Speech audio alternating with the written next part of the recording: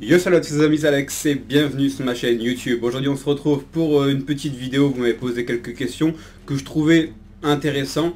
Donc voilà quoi, c'est sympa aussi de vous répondre directement aux vidéos qu'un petit message à l'écrit. Donc la première question c'est: que penses-tu des gros youtubeurs qui se mettent à Yu-Gi-Oh? Exemple, Newtituff, David Lafarge ou Doc7. On m'a déjà demandé plusieurs fois cette question là. Donc mon ressenti clairement, donc à mon avis, sur ces trois gros youtubeurs, c'est des youtubeurs qui ont plus d'un million d'abonnés chacun et qui se mettent en ce moment à faire de temps en temps des petites vidéos sur Yu-Gi-Oh! Qu'ils ne le faisaient pas avant. Donc voilà, on va en prendre un par un. Ouais, on va commencer par exemple par Doc7. Donc Doc7, ce qui est vraiment génial, c'était que à la base c'était vraiment quelqu'un de passionné sur l'univers de Yu-Gi-Oh! À l'époque. Alors c'était pour moi, quand je devais avoir 13 ans, la saga du dragon blanc aux yeux bleus, qui a encore aussi des stocks, des boîtes en stock, et il a dû arrêter à peu près à cette période là, Doc7. Donc je parle de Doc7, mais la chaîne qui fait du Yu-Gi-Oh! C'est le Labo. En fait, Doc7 a une chaîne annexe et c'est la chaîne Le Labo. Et dans cette chaîne Le Labo, je dis ça pour ceux qui n'ont pas vu cette vidéo là, il a fait une très belle vidéo sur la display Le Dragon Blanc aux yeux bleus. Magnifique, franchement, super bien préparé. Le mec, il avait la connaissance et il avait surtout la connaissance de cette époque là. C'est qu'à cette époque là, il y avait des raretés de cartes spéciales, etc.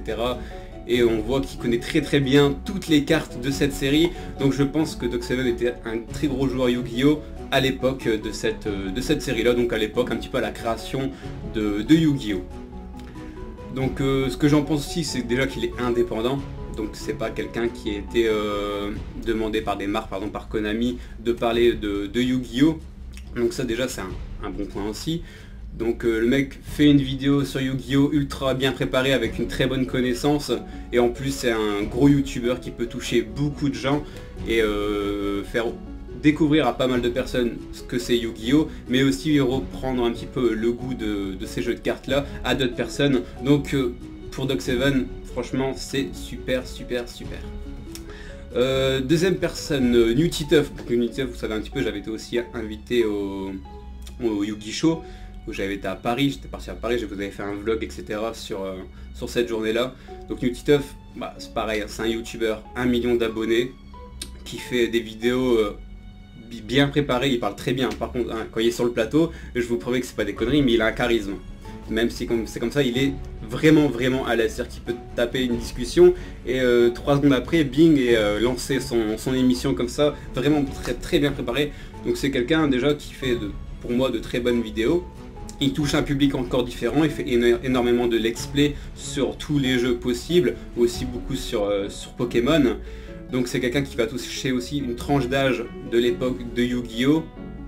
Et après pareil, hein, pour ces épisodes Yu-Gi Show, faut savoir que derrière il y avait une équipe de tournage de 5 personnes avec des caméras de tous les côtés. Donc c'est Konami qui met en avant cette émission là sur la chaîne de Newtituff.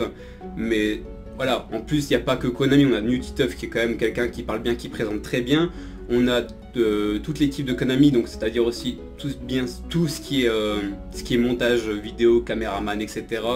Ça c'est une équipe pro. Et après il y a Jacques-Yves aussi qui est souvent là dans les épisodes du Yu-Gi Show. C'est quelqu'un qui a une énorme connaissance sur l'univers de Yu-Gi-Oh! C'est lui qui organise le gros tournoi de championnat de France avec son équipe, etc. Donc c'est quelqu'un qui connaît énormément. Donc le Yu-Gi Show, c'est des épisodes super, c'est génial quoi. Pour moi c'est vraiment très bien fait, très bien travaillé avec une équipe pro. Ils connaissent énormément le sujet. Donc il n'y a pas de... C'est nickel quoi. C'est fait par Konami avec des gens connus, quelqu'un qui connaît énormément le jeu. Donc on a vraiment un rassemblement de personnes qui font que c'est une très bonne émission pour moi. Donc Newtituff, impeccable. David Lafarge. Donc il faut savoir que David Lafarge a été souvent blâmé en mode tu ne connais pas de Yu-Gi-Oh, c'est pas ton sujet, ne fais pas de vidéo, etc. Ce qui est totalement faux. Pour ceux qui connaissent David Lafarge depuis très longtemps, tu peux même voir dans l'une de ses premières, deuxième ou troisième vidéos sur sa chaîne YouTube, donc ça date déjà. À la base, David Lafarge faisait du Pokémon en étant petit, a fait du Yu-Gi-Oh énormément pendant une époque, et après a revendu tout ce qui était Yu-Gi-Oh pour repartir dans Pokémon, et alors là pour développer sa chaîne YouTube uniquement sur Pokémon à ses débuts. Donc David Lafarge c'est aussi quelqu'un qui connaît Yu-Gi-Oh! c'est sûr, il a peut-être pas connu à ses débuts ou maintenant, ce que Yu-Gi-Oh est devenu maintenant de nos jours, mais c'est quelqu'un qui a quand même kiffé Yu-Gi-Oh. À l'époque, il achetait ses displays, ses boosters, etc. Il faisait pas du tout de chaîne YouTube, c'était vraiment pour lui. Donc c'est aussi quelqu'un qui connaît un petit peu son sujet. Après, le gros point positif, qu'est-ce qui s'est passé avec David Lafarge, c'est que Konami a envoyé des colis, un gros colis directement à David Lafarge, avec à l'intérieur pas mal de produits pour que David Lafarge puisse en ouvrir certains sur sa chaîne YouTube et d'autres pour lui.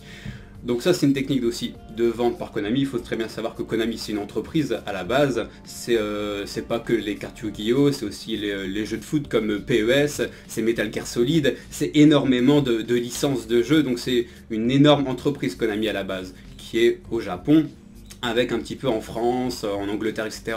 Tous des points de communication, c'est-à-dire qu'ils vont retraduire ce qui se passe au Japon directement en France et en faire la promotion.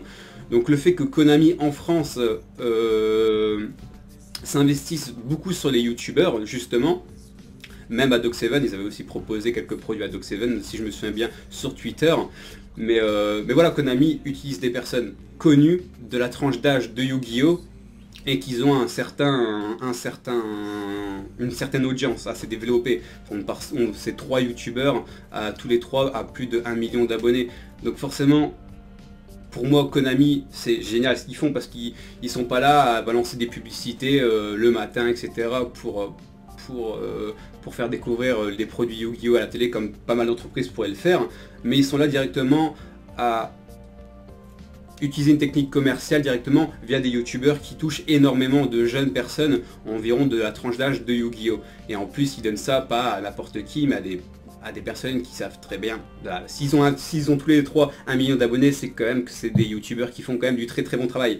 Qu'on les aime ou qu'on les aime pas par rapport à leur sujet ou par rapport directement personnellement, même moi c'est possible, il y a des gens, ils aiment bien Yu-Gi-Oh! Mais même pas moi personnellement comment je présente les produits, la chaîne, etc. Donc ils s'abonnent pas, donc forcément il y a toujours une part de lui je l'aime bien, lui je l'aime pas, je sais pas pourquoi, mais c'est comme ça. Mais dans tous les cas, c'est 3 personnes qui vont faire monter le nombre de personnes qui jouent à Yu-Gi-Oh! Faire connaître la licence Yu-Gi-Oh! Au maximum de personnes. Donc est-ce que c'est un bon point ou pas? Pour moi, oui, c'est un excellent point. Konami sait très bien que de nos jours, en tout cas, que YouTube est un très très bon moyen de communication et de vente. Il l'utilise avec des bonnes personnalités. Donc voilà, pour moi c'est nickel. Après, comme on peut savoir, un utilisateur David Lafarge de Doc7, c'est pas que des youtubeurs, c'est aussi des entreprises. C'est des personnes qui savent très bien comment marche la communication. Ils utilisent tous les 3 d'une manière différente, mais ça reste des charbonneurs, hein. C'est des mecs qui ont la vingtaine, qui font des vidéos régulièrement, qui ont monté leur entreprise, et voilà. Moi réellement, je regarde pas les 3, je vous le dis clairement. Dans les 3, il y en a que je regarde pas, ou que je regarde plus, ou que je regarderai peut-être plus tard. Mais les 3, j'ai un énorme respect sur leur travail, en tout cas, d'autres entrepreneurs ou d'entreprises sur YouTube, tout simplement. Donc une autre question, ouais, je me suis déballé, j'ai déballé ma vie là ou quoi. Une autre question, que penses-tu du mode de promotion de Konami? J'ai répondu un petit peu à cette question dans la question précédente, c'est qu'ils utilisent un nouveau mode de communication qui est très nouveau, qui n'est pas connu par, tu vas en parler à ta mère, à ton père, oui, sur YouTube ils font des vidéos, ils connaissent peut-être pas YouTube du tout, donc c'est un mode de communication très jeune et qui est là pour toucher les jeunes. Donc c'est nickel. Continuer comme ça Konami. Aussi une autre chose, c'est que pendant le championnat de France justement, qui arrive dans 7-8 jours, qui est organisé par Jacques Yves, une personne aussi qui est autour de Konami, et ben c'est pareil au niveau de la promotion, c'est pareil, on essaye de promouvoir ça sur des chaînes YouTube, toucher le maximum de personnes. On voit que Konami investisse plus au niveau des lots, des gagnants. Il y a énormément de stands, d'événements, etc. qui vont se passer en 2 jours. Donc on voit que c'est plus, allez on fait un petit tournoi, on donne 3-4 displays, une carte rare, etc. et des petits tapis et c'est tout. Là ils font un bel événement, un événement vraiment beau qui va attirer pas mal de gens, même des gens qui sont pas spécialement à 100% dans Yu-Gi-Oh! Mais c'est pas cher, on a énormément de lots à gagner, on a pas mal de jeux à faire, beaucoup de choses, donc c'est super. En tout cas, pour Konami, rester comme ça, c'est vraiment génial ce que vous faites, en tout cas pour la France. Et au niveau de ces trois youtubeurs, ben, ça peut être que bénéfique pour nous dans tous les cas d'élargir ce jeu. Sur ce, je vous dis à demain pour une prochaine vidéo. Portez-vous bien et salut. À demain, il y a du... Demain, il y a de quoi ouvrir, t'inquiète. À la toute.